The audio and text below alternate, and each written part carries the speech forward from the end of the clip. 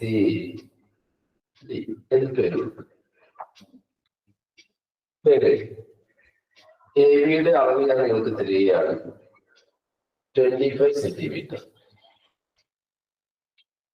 ഈ ഡിയിൽ നിന്ന് കുറച്ചകലെയായിട്ട്, നേരെ മിഡിലല്ല, കുറച്ചകലെ ഞാനൊരു ബിന്ദു അടയാളപ്പെടുത്തി. ആ ബിന്ദുവിന്റെ പേരാണ്, ആ പോയിന്റിന്റെ പേരാണ് ഇ. പിന്നീട് ഞാൻ ചെയ്യുന്നത് ബിയും ഇയും തമ്മിൽ യോജിപ്പിക്കുകയാണ്.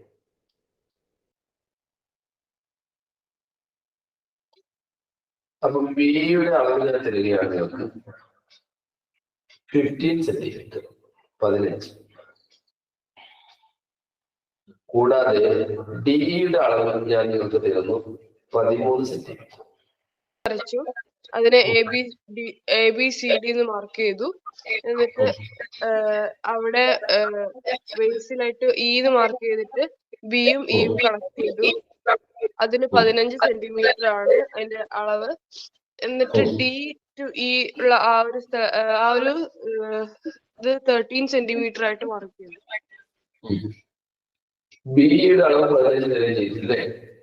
അതെ സർ. ഇനി നിങ്ങളുടെ ചോദ്യം ഇതാണ്, 2 ചോദ്യങ്ങളാണ്. ഞാനിപ്പോ ഈ ഒരു ഭാഗം ഷെയ്ഡ് ചെയ്യുകയാണ്. ഈ ഷെയ്ഡ് ചെയ്ത രൂപം ഏത് കോർഡിനേറ്ററിലാണ് പെട്ടത്?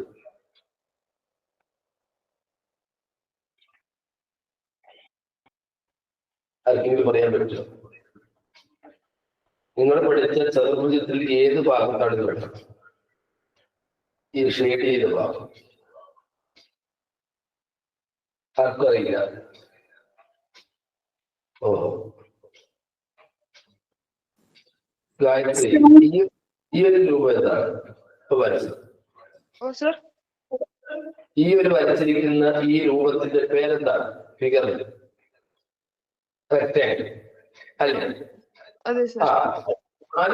തുല്യമാണെങ്കിൽ ആ രൂപത്തിന്റെ പേരെന്താണ്? സ്ക്വയർ. അങ്ങനെയാണെങ്കിൽ ഇങ്ങനെ ഒരു സംഭവം വരച്ചു കഴിഞ്ഞാൽ ഇതിന്റെ പേരെന്താണ്? അറിയില്ല. ട്രപ്പീസിയമാണോ? ലംബകം എന്ന് പറയും മലയാളത്തിൽ, ട്രപ്പീസ്. അപ്പൊ അത് നിങ്ങൾക്ക് അറിയാം. ഇനി ഇങ്ങനെയും ചില കോർഡിനേറ്റർ ഉണ്ടല്ലോ, അതിന്റെ പേരെന്താണ്? എന്താണ്? പാരലലോഗ്രാം. പിന്നെ ഇങ്ങനെ ഒരു കാര്യം കാണാനുണ്ടല്ലോ, ഇതൊക്കെ നിങ്ങൾ പഠിച്ചു വെച്ചല്ലേ. ഇതെന്താണ് സർ? കൈറ്റ് ആണോ? അപ്പോ മനസ്സിലാക്കി വെക്കണം, 4 വശങ്ങളുള്ള ഈ രൂപത്തിന് മൊത്തം നമ്മൾ പറയുന്ന പേരാണ് ക്വാഡ്രിലേറ്റർ. അത് 5 വശമുണ്ടെങ്കിൽ എന്തായിരിക്കും പേര്? അറിയില്ല. പഞ്ചഭുജം. പെന്റഗൺ. ഇംഗ്ലീഷുകാർക്ക് അറിയില്ല അല്ലേ? പെന്റഗൺ. ഇതില് ട്രപ്പീഷ്യസ് വന്നു, സ്ക്വയർ വന്നു, റെക്ടാങ്കിൾ വന്നു, പിന്നെ പാരലോഗ്രാം വന്നു, റോംബസ് ഉണ്ട്, എല്ലാ വശവും തുല്യമായി വരുന്നതാണ് റോംബസ്. അങ്ങനെ ഈ പറഞ്ഞിരിക്കുന്ന കൈറ്റ് വന്നു. ഇതെല്ലാം കോർഡിനേറ്ററിൽ മൊത്തമായിട്ട് പറയും, ചതുർഭുജം എന്ന് പറയും. ഇതിന് വികരണങ്ങളുടെ എണ്ണം 2 നമുക്ക് വായിക്കാൻ പറ്റും.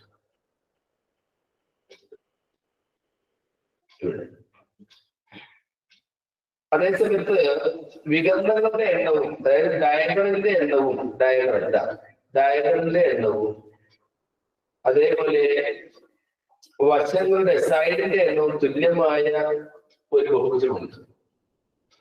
വ്യത്യസ്ത diagonals and sides are equal എന്ന് ചോദിച്ചാൽ എന്ത് മറുപടിയാണ് നിങ്ങൾ കൊടുക്കുക?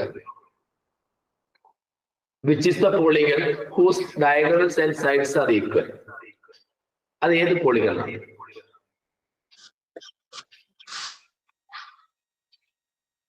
ഞാൻ മൈക്ക് ഓഫ് ചെയ്തിട്ടില്ല, നിങ്ങൾക്ക് പറയാം.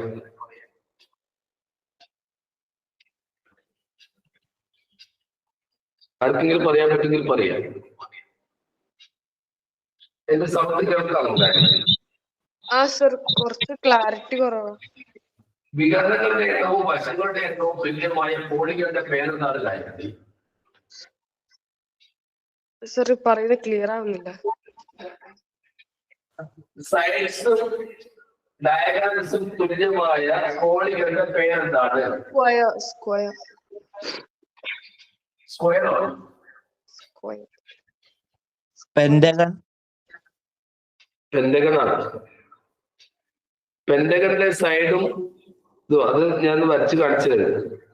ഇതൊക്കെ ചിലപ്പോ പരീക്ഷയ്ക്ക് വൺ വേർഡ് ആയിട്ട് ചോദിക്കും കേട്ടോ. Okay sir. Which is the polygon whose sides and diagonals are equal? ഇന്നലെ നമ്മൾ വരച്ചിട്ട് ഓർമ്മയില്ല എനിക്ക്? ഇന്നലെ നമ്മൾ പെന്റഗണിന്റെ ചിത്രമല്ലേ തന്നത് നിങ്ങൾക്ക് അല്ലേ തന്നത്? ഞാൻ അതിപ്പോഴും റെഗുലർ പെന്റഗൺ ആവണമെന്നില്ലല്ലോ. റെഗുലർ ആണെന്ന് നിർബന്ധമില്ല. ഞാൻ റെഗുലർ ഇന്നലെ വരച്ച വേറൊരു പർപ്പസിന് വേണ്ടിയിട്ടാണ്. ഇത് നോക്കിക്കോളെ, ഇത് പെന്റഗണായി വരയ്ക്കുന്നത്. വരച്ചു. ഞാൻ എന്ത് ചെയ്തു? ഈ ഒരു അത് മായ്ച്ചു.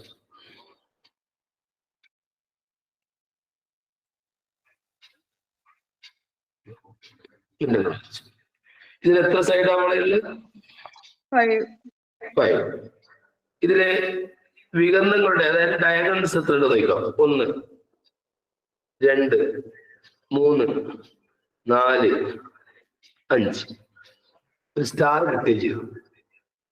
അപ്പൊ which is the polygon whose sides and diagonals are equal? ഏതാണ്? പെന്റഗൺ. അതിന് മറന്നു പോകാൻ. ശരി, ഇവിടെ ഈ ഒരു ചോദ്യം ശ്രദ്ധിക്കാം. എ ബിയുടെ നീളം ഈ റെക്ടാംഗിളിന്റെ 25 തന്നിട്ടുണ്ട്.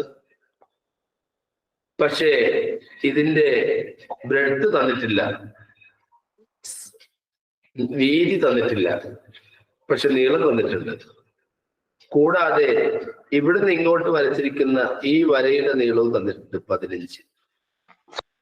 ഡിയുടെ അളവ് തന്നിട്ടുണ്ട് 13. നിങ്ങളോടുള്ള ചോദ്യം ഇതാണ്. ആ ചോദ്യം ശ്രദ്ധിക്കുക. ഫെർമിൻ ജോസ്, നമ്മുടെ റെക്കോർഡിംഗ് നടക്കുന്നുണ്ട്. 147 കുട്ടികൾ ഇന്ന് പങ്കെടുത്തിട്ടുണ്ട്. 147 കുട്ടികൾ ഇന്നുണ്ട്. ഓക്കെ. അപ്പൊ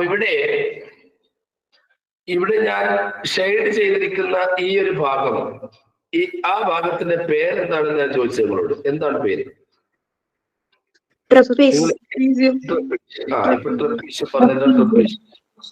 ഈ ഒരു ലംബകത്തിന്റെ ഏരിയ എത്രയായിരിക്കും എന്നാണ് നിങ്ങൾ ചോദ്യം. What is the area? What is the area of this trapezium? നിങ്ങൾ കണ്ടുപിടിക്കുക.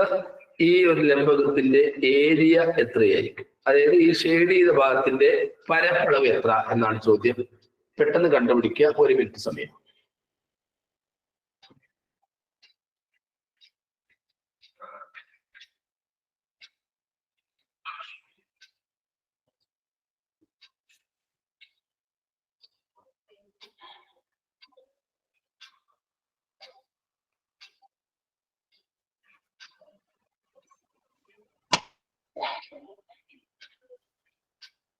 ഗായത്രി ഏത് ഐഡിയാണ്?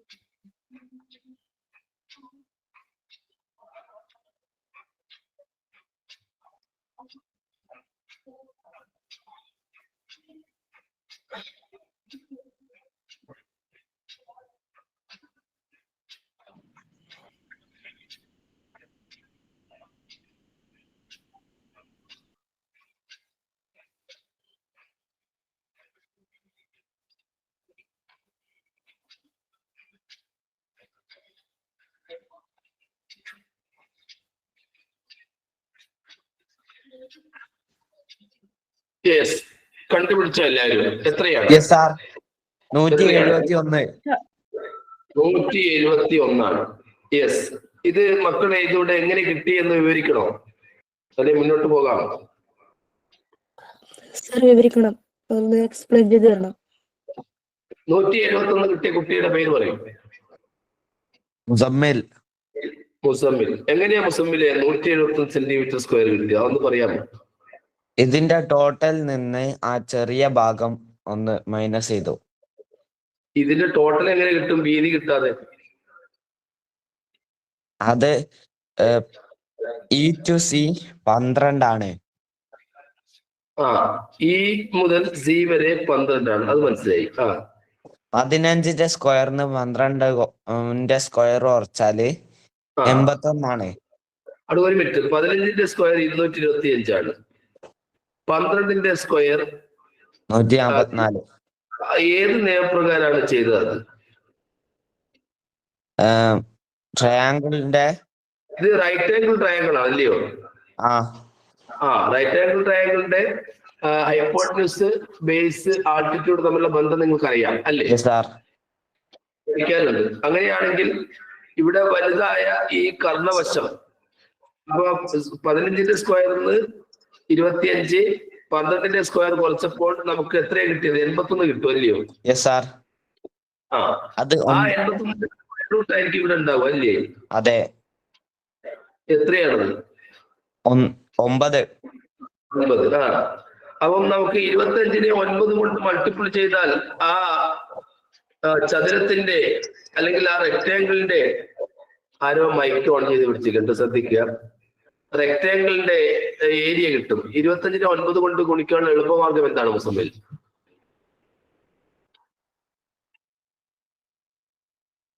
അറിയില്ല. 25നെ 10 കൊണ്ട് ഗുണിച്ചാൽ എത്രയാ? 250. 250 25 മൈനസ് ചെയ്താൽ എത്രയാണ്? 225. അതാണ് മാർഗം. 225. അതൊന്നും ഗുണിക്കാൻ പോകുന്നത്, അതുകൊണ്ടാണ്. 225 കിട്ടും. ശരി. 225 ആണല്ലോ ഇത് മൊത്തം. പക്ഷേ ഇവിടെ ഈ ഒഴിഞ്ഞു കിടക്കുന്ന ഈ ത്രികോണത്തെ നമുക്ക് മൈനസ് ചെയ്യണം. അത് നമുക്ക് RBH ഉപയോഗിച്ചൂടെ? Yes sir. യെസ്, RBH ഉപയോഗിച്ചു കഴിഞ്ഞാൽ 1/2 × 12 × 9 എന്ന് കിട്ടില്ലേ? Yes sir. അപ്പൊ 2 2 ഒരു പ്രാവശ്യം, 12 6 പ്രാവശ്യം. 6 × 9 എത്രയാണ്? 54. 54 ആണ്. 225 54 മൈനസ് ചെയ്താൽ എത്രയാണ്? 171. 171 ആണ് നമ്മുടെ ആൻസർ. മറ്റുള്ള കുട്ടികൾ എന്ത് പറയുന്നു? ഇത് മനസ്സിലായോ? മനസ്സിലായി. അപ്പൊ ഗായത്രി ഒന്ന് വിവരിച്ചു കൊടുക്കുമ്പോളെ, ഗായത്രി എങ്ങനെയാ കിട്ടുന്നത്? Okay sir. അപ്പൊ അതായത് ഇവിടെ നമ്മള് ഈ ട്രപ്പീസിയത്തിന്റെ ഏരിയ എത്രയാണെന്നാണ് ചോദിച്ചിരിക്കുന്നത്. അപ്പൊ അത് കണ്ടുപിടിക്കാൻ വേണ്ടിയിട്ട് ഈ ടോട്ടൽ റെക്ടാങ്കിളിന്റെ ഏരിയയിൽ നിന്നും ആ കുഞ്ഞ് ട്രയാങ്കിളിന്റെ ഏരിയ നമ്മൾ മൈനസ് ചെയ്യുക ചെയ്യുന്നത്.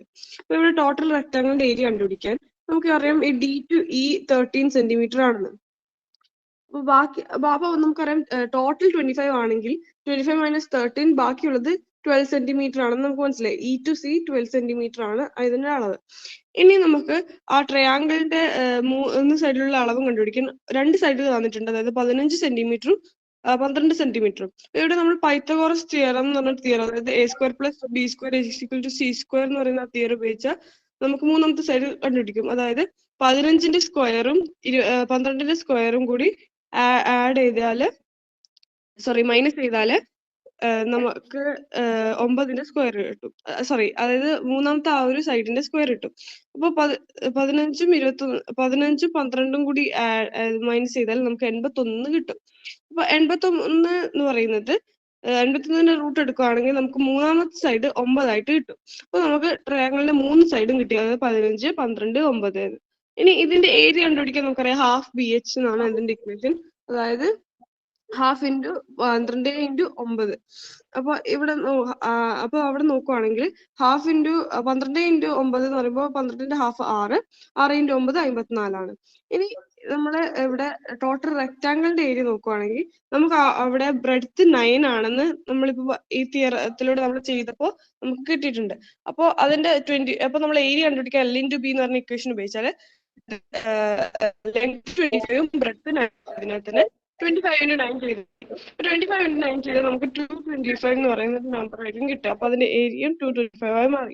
ഇനി ഈ 225 54 കുറച്ചാല് നമുക്ക് ആ ബാക്കി വരുന്ന ട്രപ്പീസിയത്തിന്റെ ഏരിയ കിട്ടുന്നതായിരിക്കും. അതായത് 171 സെന്റിമീറ്റർ.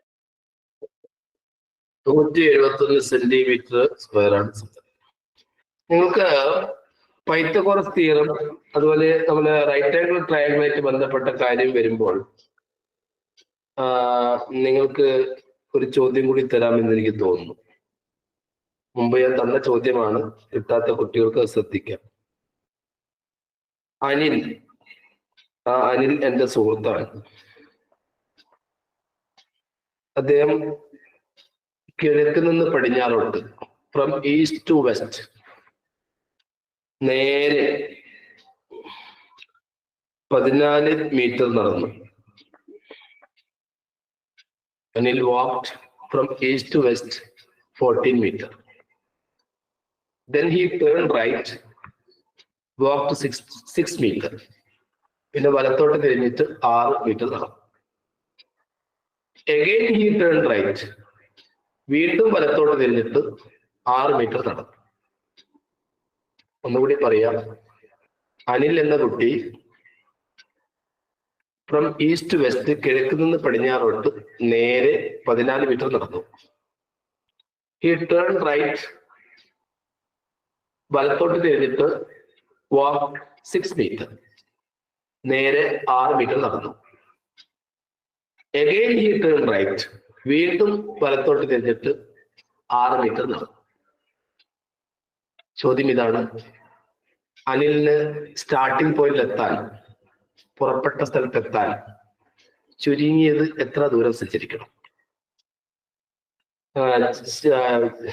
ഫർമിൻ ജോസ്, ഞാൻ ആ പറഞ്ഞ ചോദ്യം ഒന്ന് വ്യക്തമായി കൊടുക്കും. എന്നാൽ 14 മീറ്റർ നടന്നു. അവിടെ നിന്നും ലെഫ്റ്റിലോട്ട് 8 മീറ്റർ നടന്നു. അവിടെ നിന്നും റൈറ്റിലോട്ട്, റൈറ്റില്ല സാർ, എല്ലാം റൈറ്റ് തന്നെയാ, പിന്നെ റൈറ്റ് ആണ്, ലെഫ്റ്റ് ഇല്ല. റൈറ്റിലോട്ട് 6 മീറ്റർ നടന്നു. പിന്നെ അതിനുശേഷം പുള്ളിക്ക് തിരിച്ച് സ്റ്റാർട്ടിംഗ് പോയിന്റിലെത്താൻ എത്ര ദൂരം നടക്കണം? പുള്ളിക്ക് തിരിച്ച് സ്റ്റാർട്ടിംഗ് പോയിന്റിലെത്താൻ എത്ര സമയം എടുക്കുന്നു, അല്ല എത്ര ദൂരം നടക്കണം അല്ലേ? ഈ കുട്ടികൾക്ക് ആരെങ്കിലും പറയാൻ പറ്റുമോ? ഈ നമ്മുടെ ഈ ദിശ അടയാളപ്പെടുത്തുമ്പോൾ ഇവിടെ ഈസ്റ്റ് ആണ്, ഇവിടെ വെസ്റ്റ് ആണ്, മേലെ ആരായിരിക്കും? നോർത്ത്.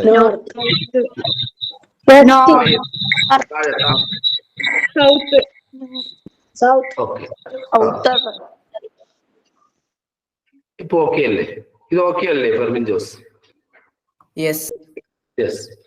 അങ്ങനെയാണെങ്കിൽ അനിലിന്റെ കൂടെ നമുക്ക് നടക്കാം, അല്ലെങ്കിൽ നമ്മൾ അനിലാന്ന് വിചാരിച്ചാൽ മതി. തുടങ്ങുകയാണ്. ഈസ്റ്റിൽ നിന്ന് വെസ്റ്റിലേക്ക് നേരെ 14 പോട്ടെ. 14. ടേൺ റൈറ്റ് എന്ന് പറഞ്ഞാൽ അനിലിന്റെ കൂടെ യാത്ര ചെയ്താൽ നിങ്ങൾക്ക് മനസ്സിലാവും. നിങ്ങൾ അനിലായിട്ട് വിചാരിച്ചെങ്കിൽ മാത്രമേ നിങ്ങൾക്ക് റൈറ്റ് തിരിയൂ. അപ്പൊ വലത്ത് ഇങ്ങോട്ടാണ് 6 മീറ്റർ. എഗെയിൻ ഈ ടേൺ റൈറ്റ് എന്ന് പറഞ്ഞാൽ അത് നിങ്ങൾക്ക് അത് മനസ്സിൽ സങ്കല്പിച്ചൊക്കെ അറിയാം, ഇങ്ങോട്ട് തന്നെയാണ് വീണ്ടും വരുന്നത്. അപ്പോൾ 6 മീറ്റർ വലത്തോട്ട് തിരിഞ്ഞു, വീണ്ടും 6 മീറ്റർ വലത്തോട്ട് തിരിഞ്ഞപ്പോൾ അനിൽ പുറപ്പെട്ടതാകട്ടെ ഇതാ ഇവിടെ നിന്നാണ്. അനിലിന്റെ വീട് ഇവിടെയാണ്. അനിലിനെ ഇവിടത്തേക്കാണ് എത്തേണ്ടത്. നമ്മൾ കണക്കൂട്ടുന്ന പ്രകാരം വളഞ്ഞു വരികയാണെങ്കിൽ അനിൽ ഒരു 8 മീറ്റർ കൂടി ഇങ്ങോട്ട് വന്നിട്ട് പിന്നെ നമുക്കൊരു 6 മീറ്റർ തിരിയണം. അതിന്റെ ആവശ്യമില്ല എന്നാണ് എനിക്ക് തോന്നുന്നത്. അനില് നേരെ ഇങ്ങോട്ട് കയറിയാൽ മതി. ഇതാ ഇങ്ങനെ ഇവിടെ നിൽക്കുന്ന അനിലിന് ഇവിടത്തേക്ക് വരാൻ എളുപ്പമാണ്. ആ എളുപ്പമാർക്കാണ് ഞാൻ ചോദിച്ചത്. ഇവിടെ നിങ്ങൾക്ക് കിട്ടുന്നത് റൈറ്റ് ആംഗിൾ ട്രയാങ്കിൾ ആണ്. ഈ വശം നിങ്ങൾക്ക് 6 ആണെങ്കിൽ ഈ ഒരു സൈഡ് നിങ്ങൾക്ക് 8 ആവാനാണ് സാധ്യത. കാരണം മൊത്തം ഇത് 14 ആണല്ലോ പറഞ്ഞത്. നേരത്തെ തന്നു കഴിഞ്ഞു ഇതിന്റെ ബ്രെഡ്ത്ത് 6 ആണ്. ഇനി എന്ത് എളുപ്പമാണ്?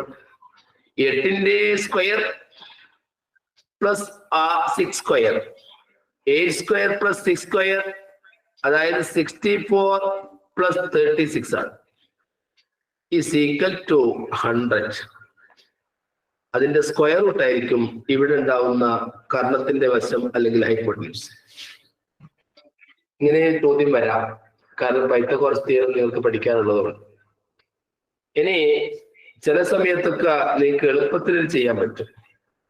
ഈ 10 കണ്ടുപിടിക്കാൻ ഞാൻ നിങ്ങൾക്കൊരു കാർപ്പന്റേഴ്സ് മേസ് പറഞ്ഞുതരാം. കാർപ്പന്റേഴ്സ് മേസ് എന്നൊരു മേസ് ഉണ്ട്. അത് അവര് എങ്ങനെന്താ ചെയ്യുന്നതെന്ന് പറഞ്ഞാൽ, കാർപ്പന്റേഴ്സ് ചെയ്യുന്നത് ഇവിടെ ഈ ബേസ് ആയ 8നെ 8 എന്ന സ്ഥിരസംഖ്യ കൊണ്ടങ്ങ് ഡിവൈഡ് ചെയ്യും. ഈ 8നെ 8 കൊണ്ട് ഡിവൈഡ് ചെയ്താൽ എത്രയാണ് മക്കളെ? 1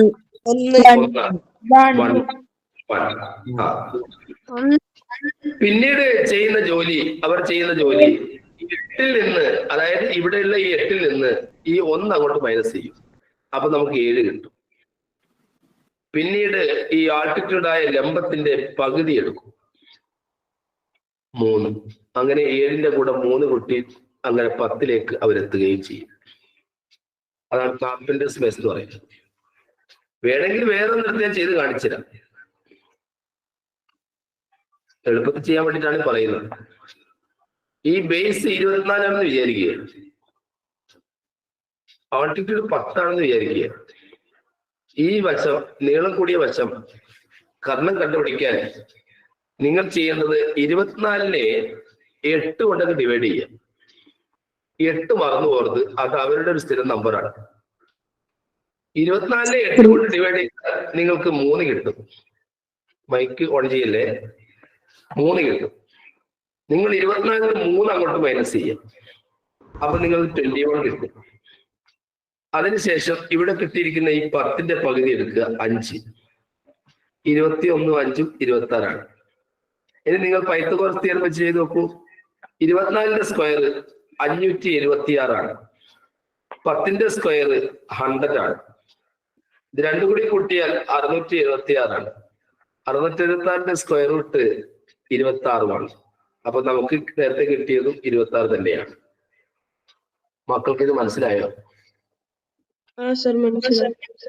അപ്പം ഇടയ്ക്ക് ഇങ്ങനത്തെ ചെറിയ കാര്യങ്ങൾ ഞങ്ങൾ PSC ആൾക്കാരോടൊക്കെ പറഞ്ഞു കൊടുക്കാറുണ്ട്. ഓക്കെ, ആർക്കെങ്കിലും എന്തെങ്കിലും ക്ലിയറൻസ് വരുത്താണ്ട് ഇപ്പൊ ചോദിക്കാൻ മൈക്ക് ഓണാണ്. യെസ് സൈഡ് തരുമോ?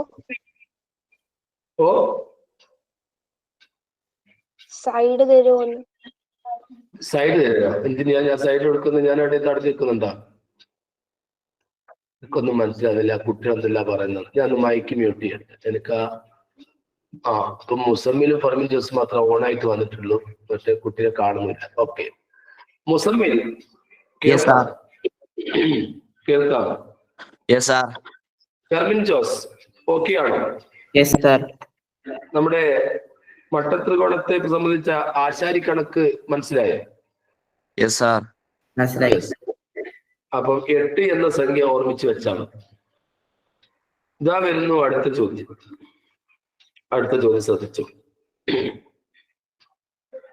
In a particular month, the days of the Wednesdays are even numbers. What day is 24th that month?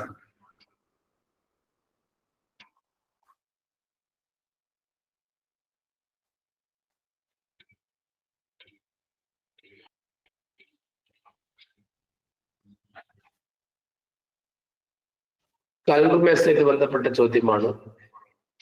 Gayathri ആ ക്വസ്റ്റ്യൻ ഒന്ന് വായിച്ചതാണ്. In a particular month, the days of 3 Wednesdays are even numbers. What is the day? What day is 24th that month? Yes, കണ്ടുപിടിക്കൂ. In a particular month, the days of 3 Wednesdays are even numbers. What day is 24th that month? നിങ്ങൾക്കും പ്രതികരിക്കാം എത്രയായിരിക്കുമെന്ന്. Thursday. ഇവിടെ നിങ്ങൾക്കൊരു കാര്യം അറിയാം.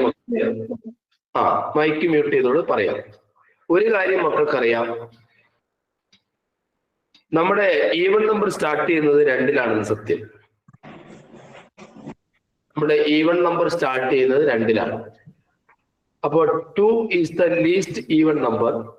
2-ന് ഒരുപാട് ബഹുമതികൾ കിട്ടിയിട്ടുണ്ട്. നിങ്ങൾ മനസ്സിലാക്കി വെച്ച 2-ന്റെ ബഹുമതികൾ എന്തൊക്കെയാണ്? 2 is the least even number. 2 is the least prime number. 2 is the only prime number even number. മാത്രമല്ല 2-ന് വേറെയും വിശേഷങ്ങളുണ്ട്.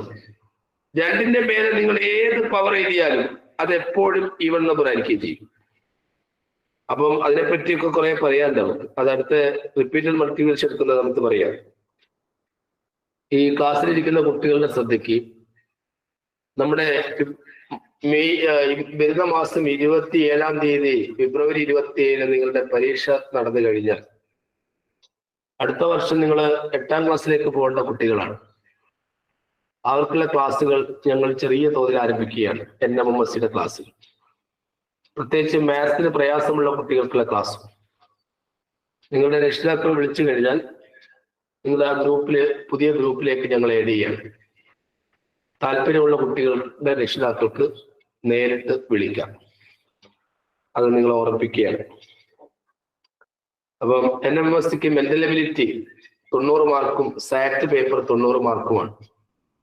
അത് പരീക്ഷ അടുക്കാൻ നേരത്ത് പഠിച്ചാൽ മാത്രം പോരാ, ധാരാളം പഠിക്കാനുണ്ട്. അതുകൊണ്ടാണ് തുടക്കത്തിലെ ക്ലാസ് കൊടുക്കുന്നത്. ഓൺലൈനായിട്ടും ഓഫ്ലൈനായിട്ടും ക്ലാസ് കൊടുക്കും. താല്പര്യമുള്ള കുട്ടികളുടെ രക്ഷിതാക്കൾക്ക് വിളിക്കാം. In a particular month, the days of 3 Wednesdays are even numbers. Even number start ചെയ്യുന്നത് 2-ലാണ്. പിന്നെ കലണ്ടറിലൊക്കെ അറിയാം, 2 കഴിഞ്ഞാൽ അടിയിൽ വരുന്നത് 9-ആണ്, പിന്നെ 16-ആണ്, പിന്നെ 23-ആണ്, പിന്നെ 30-മാണ്. ഈ ഈവൻ നമ്പേഴ്സ് അവർ പറഞ്ഞത് ശരിയാ. 2, 16, 30. The days of 3 Wednesdays are even numbers. Which day is 24th that month? പിന്നെ ബുധനാഴ്ച കഴിഞ്ഞാൽ പിന്നെ വ്യാഴാഴ്ചയാണ്. അത് ക്ലിയർ ആയോ ഗായത്രി? ക്ലിയർ ആയി. അപ്പൊ days of 3 Wednesdays are even numbers ഒരു വർഷം പരീക്ഷയ്ക്ക് ചോദിച്ച ചോദ്യമാണ്. കലണ്ടറിൽ വേറെയും ചോദ്യങ്ങൾ വരും. കലണ്ടറിൽ വരുന്ന വേറൊരു ചോദ്യം എഴുതി വെക്കാം. ഇന്ന് ഞായറാഴ്ചയാണെങ്കിലും ഞാൻ ഇന്ന് തൽക്കാലം ബുധനാഴ്ചയായിട്ട് പരിഗണിക്കുകയാണ്. ഇന്ന് ബുധനാഴ്ചയാണെന്ന് തൽക്കാലം നിങ്ങൾ അങ്ങ് വിചാരിക്കും. Today is Wednesday. What day will be after 81 days?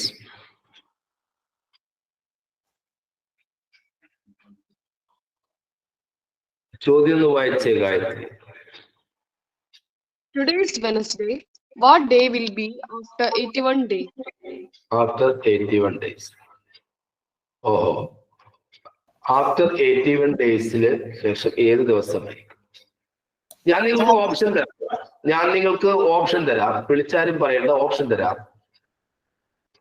Sunday, Monday, Tuesday, Wednesday, Thursday, Friday, Saturday. ഇത്രയും ഓപ്ഷൻ തന്നാൽ പോരെ നിങ്ങൾക്ക്. അപ്പൊ ഇവിടെ ഇത് കണ്ടുപിടിക്കാനുള്ള 2-3 വഴികളുണ്ട്.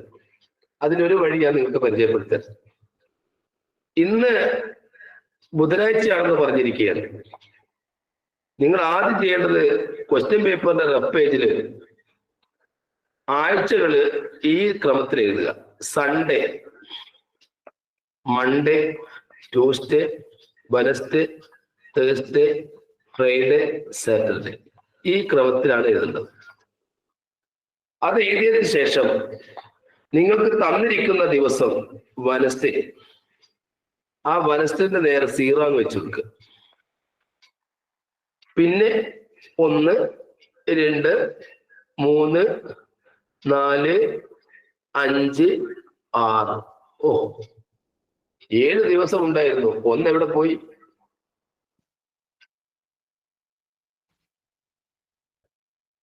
ഏഴ് ദിവസം ഉണ്ടായിരുന്നു. 1 കാണാനില്ല. എന്താ 1? ഓ, 1 0 ആയി പോയല്ലോ. ശരി. ഫെർമിൻ ജോസ്, നമ്മൾ 0 കൊടുത്തിട്ടുണ്ട് അല്ലേ? യെസ്. ഇനി അടുത്ത നമ്മുടെ ജോലി ഇതാണ്. ഫെർമിൻ ജോസ് ശ്രദ്ധിച്ചോളൂ. എന്താണ് ജോലി എന്ന് പറഞ്ഞാൽ, ഈ 81-നെ ആഴ്ചയിൽ 7 ദിവസം ആയതുകൊണ്ട് 7 കൊണ്ടങ്ങോട്ടങ്ങ് ഡിവൈഡ് ചെയ്തു. അപ്പം 1 7 7, 11-ന് 1 7 വീണ്ടും 7. റിമൈൻഡർ എത്രയാണ് ഫെർമിൻ ജോസ്? റിമൈൻഡർ അതിങ്ങനെ ആലോചിച്ച് ഞാനിവിടെ എഴുതിയിട്ടുണ്ടോ? ഇതാ കാണാം, 4. റിമൈൻഡർ എന്നിങ്ങനെ റിമൈൻഡ് ചെയ്തതാ. റിമൈൻഡർ 4 ആണ്. ഫെർമിൻ ജോസ്, ഈ 4-ന്റെ ആരാണ് കാണുന്നത്? സൺഡേ. അപ്പൊ സൺഡേ ആണ്. ഇപ്പൊ നമ്മുടെ അടുത്ത സൺഡേ. മറ്റുള്ള കുട്ടികളോട് ചോദിക്കട്ടെ, ഇത് നിങ്ങൾക്ക് മനസ്സിലായോ മക്കളെ? എക്സ്പ്ലെയിൻ ചെയ്യോ? എക്സ്പ്ലെയിൻ ചെയ്യണമെന്ന് പറയുന്നുണ്ട് ഗായത്രി. ഒന്നുകൂടി ഒന്ന് എക്സ്പ്ലെയിൻ ചെയ്ത് കൊടുക്കൂ ഗായത്രി. അതായത് ഇന്ന് വെനസ്ഡേ ആണെങ്കിൽ ഇനി 89 ദിവസം കഴിഞ്ഞാല് ഏതായിരിക്കും ദിവസം എന്ന് ചോദിക്കുന്നത്. അപ്പൊ ഇവിടെ സാറ് ഇങ്ങനെ സൺഡേ അല്ല വെനസ്ഡേ മുതൽ മാർക്ക് ചെയ്തിട്ടുണ്ട്. വെനസ്ഡേ ഇന്നായതുകൊണ്ട് നമ്മൾ 0 മാർക്ക് ചെയ്തു. നാളെ മുതൽ അത് Thursday 1, Friday 2, Saturday 3, Sunday 4, Monday 5, Tuesday 6 എന്ന് ആക്കിയിട്ട് ഡിവൈഡ് ചെയ്ത് വെച്ചിട്ടുണ്ട്. എന്നിട്ട് ഒരാഴ്ചയിൽ 7 ദിവസങ്ങളാണ് ഉള്ളത്. അപ്പൊ ഈ 81-നെ നമ്മൾ 7 ആയിട്ട് ഡിവൈഡ് ചെയ്യുന്നു. അപ്പൊ നമുക്ക് റിമൈൻഡർ കിട്ടുന്നുണ്ട് 4 എന്നാണ് റിമൈൻഡർ കിട്ടുന്നത്. അപ്പൊ വെനസ്ഡേ കഴിഞ്ഞിട്ട് 4 ദിവസം, അതായത് വെനസ്ഡേ കഴിഞ്ഞിട്ട് ട്യൂസ്ഡേ 1 ദിവസം, ഫ്രൈഡേ 1 ദിവസം, സാറ്റർഡേ 1 ദിവസം, സൺഡേ 4-ാമത്തെ ദിവസം. അപ്പൊ സൺഡേ ആണ് ഇതിന്റെ ആൻസർ ആയിട്ട് വരുന്നത്.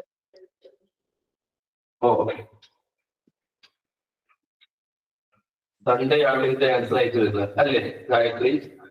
അതെ സർ. അപ്പം അത് നിങ്ങൾക്കും അവിടെ നിന്ന് പരീക്ഷിക്കാം. എങ്ങനെയൊക്കെ നിങ്ങൾക്ക് ചെയ്യാൻ പറ്റും അങ്ങനെ ചെയ്തു നോക്കാം. ഓക്കെ, അടുത്ത ക്വസ്റ്റ്യനിലേക്ക് പോവുകയാണ്. ഇപ്പൊ വളരെ സന്തോഷമുള്ള കാര്യം എന്ന് പറഞ്ഞാൽ 173 കുട്ടികളും സ്വയം അവരുടെ മൈക്ക് കൺട്രോൾ ചെയ്യുന്നതിലുള്ള സന്തോഷം. അപ്പൊ ഞാനിവിടുന്ന് മ്യൂട്ട് ചെയ്യേണ്ടി വരുന്നില്ല. ഇന്നലെ LSSന്റെ കുട്ടികൾക്ക് ഇങ്ങനെ സഹായിച്ചിട്ടില്ല. അപ്പൊ ഇനി നമുക്ക് അടുത്ത ചോദ്യത്തിലേക്ക് പോവാം. ഒരിത്തിരി പ്രയാസമുള്ള ചോദ്യമാണ്. മക്കളെ ചോദ്യം ചിലപ്പോൾ കണ്ടിട്ടുണ്ടാവാം. നിങ്ങൾക്ക് ഇനിയുള്ള വഴി ധാരാളം ക്വസ്റ്റ്യൻസ് പരിചയപ്പെടുകയാണ്. അപ്പൊ നിങ്ങൾക്ക് ധാരാളം ക്വസ്റ്റ്യൻസ് എവിടെ നിന്നൊക്കെ കിട്ടുമോ, ഗൈഡെന്നായാലും ഇല്ല, പ്രീവിയസ് ഇയർ ക്വസ്റ്റ്യൻ പേപ്പർ നിങ്ങൾ ഡൗൺലോഡ് ചെയ്തിട്ടാലും ഇല്ല, എങ്ങനെയായാലും ധാരാളം ക്വസ്റ്റ്യൻസ് പരിചയപ്പെടും. പോകാൻ നമുക്ക് അടുത്ത ചോദ്യത്തിലേക്ക്. ഒരു പ്ലസ് വരയ്ക്കും.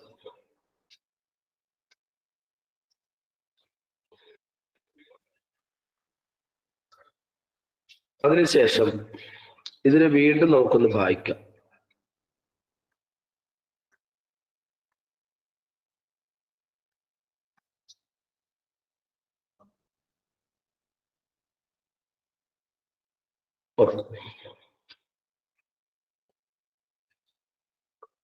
അതിനുശേഷം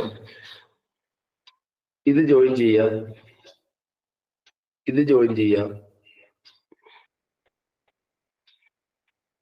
ഇവിടെ ഇങ്ങോട്ട് ജോയിൻ ചെയ്യാം, ഇവിടെ ഇങ്ങോട്ടും ജോയിൻ ചെയ്യാം. ഗായത്രി വരച്ചു കഴിഞ്ഞാൽ യെസ് എന്ന് പറയാം. Yes sir. ഇനി അടുത്ത പുസ്തകം ഓരോ അളവുകൾ തരികയാണ്. ഞാനിങ്ങനെ ഇവിടെ സ്കെയിലൊന്നും എടുക്കാതെ വരച്ചതാണ്. എന്റെ പോരായ്മ കാണും. നിങ്ങൾ വൃത്തിയിൽ വരച്ചിട്ടുണ്ടാവും വിചാരിക്കുന്നു. ഇത് 30 ഡിഗ്രിയാണ് എന്ന് പറയാം. ഈ ഒരു ആംഗിൾ 40 ഡിഗ്രിയുമാണ്. എല്ലാ വരകളും 8 വരകളും കടന്നു പോകുന്നത് ഈ ഒരു മധ്യബിന്ദുവിലൂടെയാണ്. ഇനി നിങ്ങളുടെ ചോദ്യം ഇതാണ്, ഞാൻ ഈ ഒരു ആംഗിൾ 1, 2, 3, 4, 5, 6, 7, 8 അതൊക്കെ ഞാൻ മാർക്ക് ചെയ്തിരിക്കുന്നു. 8 ആംഗിൾസ് ഞാനവിടെ മാർക്ക് ചെയ്തിട്ടുണ്ട്. അപ്പൊ ഈ 8 ആംഗിൾസും എന്ന് പറഞ്ഞാൽ 1 + 2 + 3 + 4 + 5 + അങ്ങനെ ഈ 8 ആംഗിളും കൂട്ടിയാൽ എത്രയെന്നാണ് ചോദ്യം. What is it sum? അതിന്റെ തുക എത്രയാണ് എന്നാണ് ചോദ്യം. ഞാൻ ഓപ്ഷൻസ് തരാം. 580 ആണോ, അല്ലെങ്കിൽ 500 ആണോ, അല്ലെങ്കിൽ 360 ആണോ, അല്ലെങ്കിൽ 540 ആണോ? ആ ചോദ്യം ഒന്ന് വ്യക്തമായി കൊടുക്കും. അതായത് ഇവിടെ നമുക്ക് ഒരു ചിത്രം കാണാം. അതായത് ഇവിടെ 4 ട്രയാങ്കിൾ ഇങ്ങനെ ഡയഗണലായിട്ട് ഓരോന്നിനും ഡയഗണലായിട്ട് വരച്ചിട്ടുണ്ട്. അപ്പൊ ഇവിടെ അതില് മുകളിൽ നടുക്കുള്ള ആ ഒരു ആംഗിളിന്റെ ഡിഗ്രി എന്ന് പറയുന്നത് 30 ഡിഗ്രിയാണ്. അതിന് തൊട്ടിപ്പുറത്ത് തന്നെ 40 ഡിഗ്രി എന്ന ആംഗിൾ മാർക്ക് ചെയ്തിട്ടുണ്ട്. അപ്പൊ ഇവിടെ നമുക്ക് ഓരോരോ ട്രയാങ്കിൾ കാണാം. അപ്പൊ അതിന് ഓരോ 2 സൈഡും എൻഡിലുള്ള 2 സൈഡും എല്ലാം കൂട്ടിയാലുള്ള എൻഡിലുള്ള 2 സൈഡിലുള്ള ആംഗിളിന്റെ കൂട്ടിയാല് നമുക്ക് എത്ര കിട്ടുന്നതാണ് ചോദ്യം ഇതിന്. അപ്പൊ ടോട്ടൽ 8 ആംഗിൾ ഉണ്ട്. അപ്പൊ ഈ ഓരോ 8 ആംഗിളും കൂടി ഒരുമിച്ച് കൂട്ടിയാല് എത്രയായിരിക്കും നമുക്ക് കിട്ടുന്നത് ചോദിക്കുന്നത്. എത്ര ഡിഗ്രി ആംഗിൾ ആയിരിക്കും നമുക്ക് കിട്ടുക? Sir, 500. 500 ശരിയായ ആൻസർ ആണ്. 500 എന്ന് പറഞ്ഞ കുട്ടിയുടെ പേരെന്താണ്? Akshita. അക്ഷര ഏത് സ്കൂളാണ്? St. Teresa's. എങ്ങനെയാ മോളെ കിട്ടുന്ന അക്ഷര? അത് മറ്റേ ഇവിടെ എല്ലാം 30 ഡിഗ്രി എല്ലാം 30ഉം പിന്നെ 40ഉം എല്ലാം കൂട്ടിയാല് 30 അതുപോലത്തെ 40ഉം കൂട്ടിയാല് 40 കൂട്ടിയോ? ആ എങ്ങനെ? 30 40 കൂട്ടി 70 അല്ലേ? അങ്ങനെയല്ല, 38 തവണയോ 48 തവണയോ? 38 തവണ അങ്ങനെയാ? 30×8 40. പിന്നെ 40×8 അതെത്രയാ?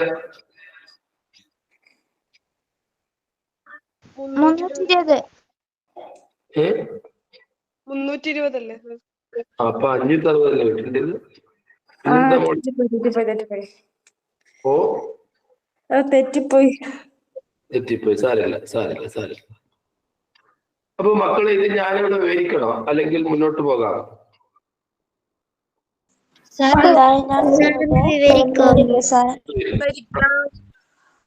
മുസമ്മിൽ പോയി അല്ലെ ഫർമിൻ ജോസ് പോയോ? ഇല്ല. എന്തെങ്കിലും ഐഡിയ ഉണ്ടോ ഫർമിൻ ജോസ്? എന്തെങ്കിലും പറയാൻ പറ്റൂ? No sir. നോ. ശരി, ഒരു കാര്യം ചെയ്യാം. 500 ആണ് മാർക്ക് ചെയ്ത് വെക്കാം. 500 ആണ് ശരി എന്ന് എനിക്ക് തോന്നുന്നു. കണ്ടുപിടിക്കാനുള്ള ഐഡിയ ശ്രദ്ധിച്ചോളെ. എനിക്ക് തോന്നുന്ന ചിത്രം ഒന്ന് വലുതാക്കി വരയ്ക്കേണ്ടതെന്ന് തോന്നുന്നു. സാരമില്ല, പോട്ടെ. നിങ്ങൾ ഏതായാലും നന്നാക്കി വരച്ചിട്ടുണ്ടാവുക. ഫർമിൻ ജോസ്, ഈ 30ന്റെ ഓപ്പോസിറ്റ് 30 ആയിരിക്കൂലേ? 40ന്റെ ഓപ്പോസിറ്റോ? 40. ഓഹോ. അപ്പോൾ ഫർമിൻ ജോസ്, ഒരു ചെറിയ പ്രശ്നം. ഞാനിവിടെ ഒരു സർക്കിൾ അങ്ങ് വരയ്ക്കുക എന്ന് വിചാരിക്കുക. ഇതൊരു സർക്കിളാന്ന് വിചാരിക്കുക.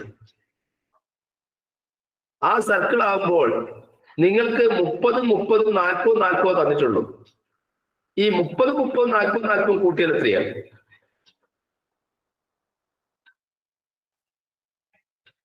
മുപ്പത്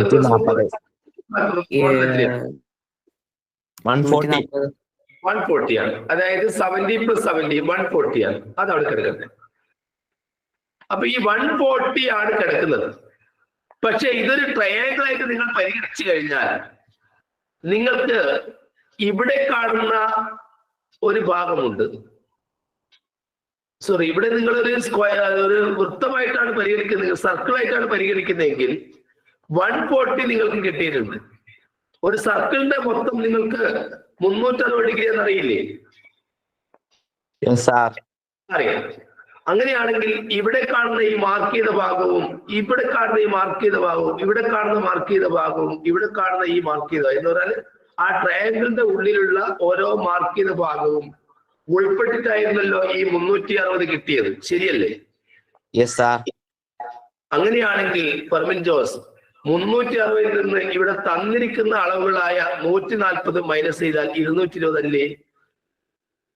അതെ. യെസ്. ഇനി ശരിക്കും ശ്രദ്ധിക്കണം. അത് 220 ആണെങ്കിൽ ഈ 220 പെടുന്ന ആളുകളാണ് ഞാൻ ഇവിടെ മാർക്ക് ചെയ്തിരിക്കുന്ന ഈ കറുത്ത കുത്തും, ഇവിടെ ഈ മാർക്ക് ചെയ്തിരിക്കുന്ന ഈ ഏങ്കിളും, ഇവിടെ ഈ മാർക്ക് ചെയ്തിരിക്കുന്ന ഈ ഏങ്കിളും, ഇവിടെ ഈ മാർക്ക് ചെയ്തിരിക്കുന്ന ഈ ഏങ്കിളും 220 പെട്ട ആളാണ്. കാരണം 140 എടുത്തു കഴിഞ്ഞു ഓൾറെഡി. ബാക്കി 220 പെട്ടത് ഈ മാർക്ക് ചെയ്തിരിക്കുന്ന ഈ കറുത്ത കുത്തുകളാണ്. അങ്ങനെയാണെങ്കിൽ ഇവിടെ ഇനി നമുക്ക് ഈ ട്രയാങ്കിളിലേക്ക് വരാം. നിങ്ങൾ പഠിച്ചിട്ടുണ്ട് ഒരു ട്രയാങ്കിളിന്റെ 3 കോണുകളും കൂട്ടിയ 150 ആണ്. അങ്ങനെ 150, 150, 150, 150 180 ഇൻറ്റു 4 ട്രയാങ്കിളാണ് അവിടെ ഉള്ളത്. 180 ഇൻറ്റു 4 180 ഇൻറ്റു 4 എത്രയാണ്?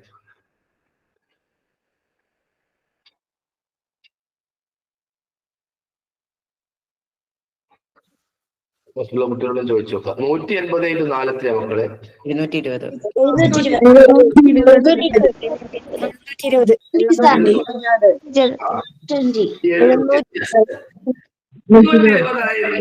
ഈ മൊത്തം ട്രയാങ്കിളിന്റെ. പക്ഷെ നിങ്ങളോട് ചോദിച്ചത് മൊത്തം ട്രയാങ്കിളിന്റെ ആംഗിൾ ചോദിച്ചിട്ടില്ല, ഒരു ട്രയാങ്കിളിന്റെ 2 ആംഗിൾ ആണ് ചോദിച്ചിരിക്കുന്നത്. അങ്ങനെ ഓരോ ട്രയാങ്കിളിന്റെയും ഈ 2 ആംഗിൾ ആണ് നിങ്ങളോട് ചോദിച്ചിരിക്കുന്നത്. പക്ഷേ താഴെയുള്ള ആംഗിൾ നേരത്തെ ഓൾറെഡി നിങ്ങൾ എന്ത് ചെയ്തു? 220 കണ്ട് അവിടെ വെച്ചിട്ടുണ്ട്. ആ 220 മൈനസ് ചെയ്ത് അറിയാം. അപ്പൊ നമുക്ക് 500 കിട്ടും. പറഞ്ഞത് മനസ്സിലായോ?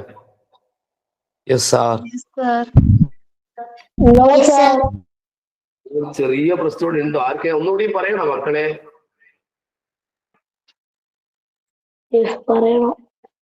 ഒന്നുകൂടി ഗായത്രി ഒന്നുകൂടി പറയണമെന്ന് അറിയാം, ഒന്ന് പറഞ്ഞു കൊടുക്കാമോ? അതായത് ഇവിടെയുള്ള നമുക്ക് ഇവിടെയുള്ള ആ ഒരു പിക്ചറില് 30 ഡിഗ്രി 40 ഡിഗ്രി എന്നും ഇവിടെ മാർക്ക് ചെയ്തിട്ട് കാണാം. അപ്പൊ അതെല്ലാം കൂടി ആഡ് ചെയ്ത് നോക്കുമ്പോൾ 140 ഡിഗ്രിയാണ് ടോട്ടൽ വരുന്നത്. അപ്പൊ നമ്മൾ ഇവിടെയുള്ള ആംഗിളിനെ ടോട്ടൽ ഒരു സർക്കിൾ ആയിട്ട് കൺസിഡർ ചെയ്താൽ ടോട്ടൽ 360 ഡിഗ്രിയാണ് ടോട്ടൽ വേണ്ടത്. പക്ഷെ ഇവിടെ നമുക്ക് 140 ഡിഗ്രി കിട്ടി. ഇനി 360 140 കുറച്ചാൽ നമുക്ക് 220 ആയിരിക്കും കിട്ടുക. അപ്പൊ ബാക്കി ഇനി 220 ഡിഗ്രി കൂടി നമുക്ക് കിട്ടാനുണ്ട്. നമ്മൾ നോക്കുകയാണെങ്കിൽ തന്നെ ഇവിടെ ഓരോ ട്രയാങ്കിൾ ആണ് ഇവിടെ കാണുന്നത്. നമുക്കറിയാം ഒരു ട്രയാങ്കിളിന്റെ സം എത്രയായിരിക്കും? സം ഓഫ് ആംഗിൾസ് എന്ന് പറയുന്നത്, അഥവാ ആംഗിൾസിന്റെ തുക എന്ന് പറയുന്നത് 180 ആയിരിക്കും. അപ്പൊ അങ്ങനെ ഇവിടെ 4 ട്രയാങ്കിൾ ഉണ്ട്. അതുകൊണ്ട് തന്നെ നമ്മൾ 180നെ 4 കൊണ്ട് ഗുണിക്കുകയാണെങ്കിൽ 720 കിട്ടും. അപ്പൊ ഈ 720 ബാക്കി വന്ന ട്രയാങ്കിൾ, ബാക്കി വന്ന ഡിഗ്രി, അതായത് 220 കുറച്ചാൽ നമുക്ക് 500 കിട്ടും. അപ്പൊ ഈ ബാക്കി വരുന്ന ഇതൊക്കെ ഇപ്പൊ ഈ ക്വസ്റ്റ്യനിൽ വരുന്ന ട്രയാങ്കിളിന്റെ 2 അറ്റമുള്ള ഡിഗ്രി ആഡ് ചെയ്താൽ 500 ആയിരിക്കും കിട്ടുക. 500 ആയിരിക്കും കിട്ടുക. ശരി. ഇനി കിട്ടാത്തവർക്ക് വേണമെങ്കിൽ ഒന്നുകൂടി ഒന്ന് വീഡിയോ കണ്ടാൽ മതി. വീഡിയോ കണ്ടാൽ മനസ്സിലാവും. അപ്പൊ നിങ്ങളുടെ പരീക്ഷയ്ക്ക് ആൾജിബ്രയിലുള്ള ചില ചോദ്യങ്ങൾ ഉൾപ്പെടും. ആ ചോദ്യങ്ങളിൽ ഒരു ചോദ്യം കൂടി തന്നുകൊണ്ട് ഞാൻ അവസാനിപ്പിക്കുകയാണ്.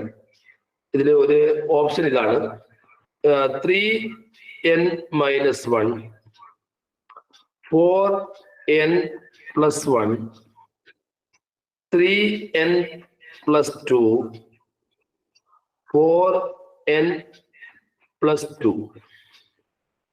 Which of the following is an even number for any natural number n? n ന് ഏത് എണ്ണൽ സംഖ്യ കൊടുത്താലും എപ്പോഴും ഈവൻ നമ്പർ ആയിട്ട് വരുന്നത് ഇതിൽ ഏതാണ്? എ ആണോ, ബി ആണോ, സി ആണോ, ഡി ആണോ? ഇതാണ് ഡി ആണ്. കാരണം എന്നാൽ 4n അതിന്റെ കൂടെ 2 ആണ് കൂട്ടുന്നത്. അപ്പൊ നമുക്ക് എന്നിന് ഏത് വരെ നിങ്ങൾ കൊടുത്തു കഴിഞ്ഞാലും 4 കൊണ്ട് മൾട്ടിപ്ലൈ ചെയ്താൽ ഈവൻ നമ്പർ ആണ്. 2 കൂട്ടിയാൽ പിന്നീട് ഈവൻ നമ്പറിലേക്കാണ് പോവുക. അപ്പൊ എപ്പോഴും ഇത് ശ്രദ്ധിക്കേണ്ടത് പരീക്ഷയ്ക്ക് വരുന്നതാണ്. ഇനി നിങ്ങൾക്ക് അടുത്ത ചോദ്യം ഒരു ഫ്രാക്ഷനായിട്ട് ബന്ധപ്പെട്ട ചോദ്യമാണ്. അത് നോക്കാം. അതിലും നിങ്ങൾക്ക് പരീക്ഷയ്ക്ക് വരുന്നതാണ്, അതുകൊണ്ടാണ് ചോദിക്കുന്നത്. ഒരു വർഷം പരീക്ഷയ്ക്ക് ചോദിച്ച ചോദ്യം ഇതാണ്: 1/3 1/2 ഇടയിലല്ലാത്ത ഭിന്നസംഖ്യ. Which of the following fraction is not included between 1/3 and 1/2? അതായത് ബിറ്റ്വീൻ നോട്ട് ഇൻക്ലൂഡഡ് എന്നാണ് ചോദിച്ചത്, ഇടയിലല്ലാത്താണ് ചോദിച്ചത്. അപ്പൊ പല കുട്ടികളും ചോദ്യം ശരിക്കും വായിച്ചു നോക്കണം. ചിലർ ഇടയിലാകുന്ന ചോദിക്കും, ഇടയിലല്ലാത്തതും ചോദിക്കും. മൈക്ക് മ്യൂട്ട് ചെയ്യണേ. അപ്പൊ അങ്ങനെയാണെങ്കിൽ ഇതിൽ ഏതാണ് 1/2 1/3 ഇടയിലല്ലാത്ത ഭിന്നസംഖ്യ? അത് കണ്ടുപിടിക്കാനുള്ള എളുപ്പമാർഗം ഞാൻ പറഞ്ഞുതരാം. 1/2 ഇടയിലല്ലാത്ത ഉണ്ടെങ്കിൽ 1/2 വലുതായിട്ട് നോക്കിയാൽ മതി. ഇതിൽ ഏതോ ഒന്ന് 1/2 വലുതാണ്. അതിൽ എളുപ്പമാർഗം ഇതാണ്: ഈ ഡിനോമിനേറ്ററിനെ പകുതിയാക്കുക. ഇപ്പൊ ഇവിടെ ആദ്യത്തെ ഡിനോമിനേറ്റർ, അതായത് ഛേദം 5 ആണ്. ആ 5ന്റെ പകുതി എന്ന് പറഞ്ഞാൽ 2.5 ഈ 2.5 എന്ന സംഖ്യ അതിനേക്കാൾ കുറവാണ് ഈ 2. അപ്പൊ അത് 1/2 ചെറുതാണ്. അപ്പൊ നിങ്ങൾ അടുത്തത് നോക്കാം. 7 ഇവിടുത്തെ അടുത്ത ഡിനോമിനേറ്റർ. 7ന്റെ പകുതി 3.5 3.5 അപ്പൊ 3.5 ആകുമ്പോൾ 3.5 വലുതാണ് ഇവിടെ കാണുന്ന ഈ 4. അതുകൊണ്ട് നമ്മുടെ ആൻസർ 4/7 തന്നെയാണ്. അപ്പൊ ഇതിന്റെ ഇടയിലല്ലാത്ത ഭിന്നസംഖ്യ ഏതാണെന്ന് ചോദിച്ചാൽ 4/7 എന്ന് ഉത്തരം. ഇനി അടുത്ത വേണേ ഒന്ന് പരിഗണിച്ച് നോക്കാം. ഇത് 4 8ന്റെ പകുതി 4 ചെറുതാണ് 3. അപ്പൊ അത് 1/2 ചെറുതാണ്. ഇത് 7 7ന്റെ പകുതിയാണ് 3.5 3.5 ചെറുതാണ് ഈ 3. അങ്ങനെ എളുപ്പ വഴിയിൽ ഉത്തരം കണ്ടെത്താൻ നിങ്ങൾ ശ്രദ്ധിക്കണം. ചില സമയത്ത് ഇതിൽ ഏതാണ് വലിയ ഭിന്നസംഖ്യ എന്നൊക്കെ ചോദിക്കാം, വലുതേത് ചെറുതേത് എന്നൊക്കെ ചോദിക്കാം. അപ്പൊ ഈ പറഞ്ഞിരിക്കുന്ന ഈ ഒരു ഈ 4 ആയിക്കോട്ടെ. ഇതിൽ വലുതേതെന്ന് ചോദിച്ചാൽ നിങ്ങൾ കണ്ടുപിടിക്കാനുള്ള എളുപ്പമാർഗം വലുതും ചെറുതും കണ്ടുപിടിക്കാൻ ന്യൂമറേറ്റർ ഡിനോമിനേറ്റർ ഡിഫറൻസ് ആണെങ്കിൽ മാത്രമാണ് ചെയ്യുന്നത്. മറ്റേതാകുമ്പോൾ മനസ്സിലാവും. കാരണം ഇവിടെ ഇപ്പോ 1/7 2/7 3/7 4/7 വലുതേതെന്ന് ചോദിച്ചാൽ നമ്മൾ ഏതാ പറയുക? ഉണ്ടല്ലേ? മൈക്ക് മ്യൂട്ടാണോ?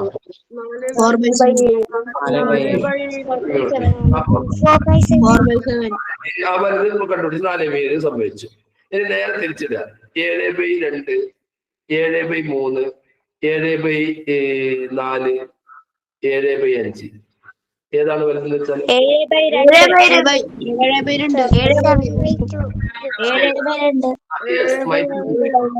ചെയ്തോളൂ. ഇവിടെയുള്ള പ്രത്യേകത ഇവിടെ 4/7 വലുതും ഇവിടെ 7/2. അപ്പൊ ഇങ്ങനെ ന്യൂമറേറ്റർ അല്ല, ഇവിടെ ഡിനോമിനേറ്റർ സെയിം ആണ്, ഇവിടെ ന്യൂമറേറ്റർ സെയിം ആണ്. അതാകുമ്പോൾ നമുക്ക് താരതമ്യം ചെയ്യാൻ എളുപ്പമാണ്, പെട്ടെന്ന് കണ്ടുപിടിക്കാൻ പറ്റും. പക്ഷേ ഇവിടുത്തെ പ്രശ്നം എന്താന്ന് പറഞ്ഞാല് ഇവിടെ കാണിച്ചിരിക്കുന്നത് ന്യൂമറേറ്റർ ഡിനോമിനേറ്റർ ഡിഫറൻസ് ആണ്. അങ്ങനെ ഡിഫറൻറ്റ് ആയിട്ട് വരികയാണെങ്കിൽ നിങ്ങൾ വലുതും ചെറുതും കണ്ടുപിടിക്കാനുള്ള എളുപ്പമാർഗം പറയാം: ക്രോസ് മൾട്ടിപ്പിൾ ചെയ്യാം. ആദ്യം ഇവര് തമ്മിൽ ആരാണ് വലുത് നോക്കാം. അത് നേരത്തെ നമ്മൾ കണ്ടുപിടിച്ചാണ് നമ്മൾ നോക്കാം ഇവർ തമ്മിൽ ആരാണ് വലുത്. നോക്കോളൂ. 7 × 2 14 5 × 4 20. അപ്പൊ നിങ്ങൾക്കറിയാം 14 വലുത് 20 ആണെന്ന്. അപ്പൊ 4/7 ഇങ്ങോട്ട് എടുത്തു. ഇനി 3/8 താരതമ്യം ചെയ്യാം. അതിന് ഏതാണ് വലുതും ചെറുതും കണ്ടുപിടിക്കാം. 3/8 4 × 8 32 7 × 3 21. അപ്പൊ അന്നേരം 4/7 തന്നെയാണ് വലുത്. ഇനി അടുത്ത 7/3 താരതമ്യം ചെയ്യാം. 3/7 അങ്ങനെ വരുമ്പോൾ 7 × 4 28 3 × 21. അപ്പോഴും ഇയാളിന്റെയാണ് വലുത്. അപ്പം വലുത് ചെറുത് കണ്ടുപിടിക്കാൻ ക്രോസ് മൾട്ടിപ്പിൾ ചെയ്താൽ മതി. ഇന്നത്തെ ക്ലാസ് ഇവിടെ അവസാനിപ്പിക്കുകയാണ്. നിങ്ങൾക്കുള്ള ചോദ്യം തരാം. ആ ചോദ്യത്തിന്റെ ആൻസർ യൂട്യൂബിലൂടെ ഈ ക്ലാസ് വരുന്നവർക്ക് നിങ്ങൾ കമന്റ് ചെയ്യണം. പല കുട്ടികളും യൂട്യൂബിൽ ക്ലാസ് വരുന്നവർക്ക് കമന്റ് ചെയ്തില്ല പരാതി എനിക്കുണ്ട്. ഇന്നത്തെ ക്ലാസ്സിൽ കമന്റ് ചെയ്തോളൂ. കമന്റ് ചെയ്ത കുട്ടികൾക്കെല്ലാം അറിയാം, അവർക്കൊക്കെ സർപ്രൈസ് ആയിട്ട് കുറെ ഗിഫ്റ്റുകളൊക്കെ വീട്ടിലേക്ക് വന്നിട്ടുണ്ടാവും. അപ്പൊ നിങ്ങൾക്ക് ക്ലാസ് വരുന്ന സമയത്ത് പല കുട്ടികളും നോക്കുക, നിങ്ങളുടെ ചോദ്യത്തിന് ഉത്തരം തരുന്നില്ല. അതുകൊണ്ടാണ് അയക്കുന്ന കുട്ടികൾക്കൊക്കെ ക്വസ്റ്റ്യൻ പേപ്പറിന്റെ കെട്ടുകൾ ഞങ്ങൾ അയച്ചു കൊടുക്കുന്നത്. ഇപ്പൊ സമാന്തര വരകൾ 1, 2, 3 നിങ്ങൾ പഠിക്കാനുള്ളതാണ്. ഇങ്ങനെ കട്ട് ചെയ്തു. ഇപ്പൊ ആരും ഉത്തരം പറയണ്ട, ഒറ്റ ചോദ്യം തീർന്നുള്ളൂ, ഹോംവർക്കാണ്. അപ്പൊ ആ ചോദ്യത്തിന് ആൻസർ നിങ്ങൾ കമന്റ് ചെയ്യണം. ഇത് 85 ഡിഗ്രിയാണ്. ഇത് മാത്രമേ തീർന്നുള്ളൂ. നിങ്ങൾ കണ്ടുപിടിക്കേണ്ടത് ഇവിടെയുള്ള ഈ ആംഗിളായ എക്സ് അത് എത്രയായിരിക്കും എന്നാണ് ചോദ്യം. ഈ ചോദ്യത്തിന് ഉത്തരമാണ് നിങ്ങൾ അറിയിക്കേണ്ടത്. ഇന്നത്തെ ക്ലാസ്സിൽ പങ്കെടുത്ത എല്ലാ കുട്ടികൾക്കും നല്ലൊരു ദിവസം നേരുന്നു, വിജയം നേരുന്നു. All the best.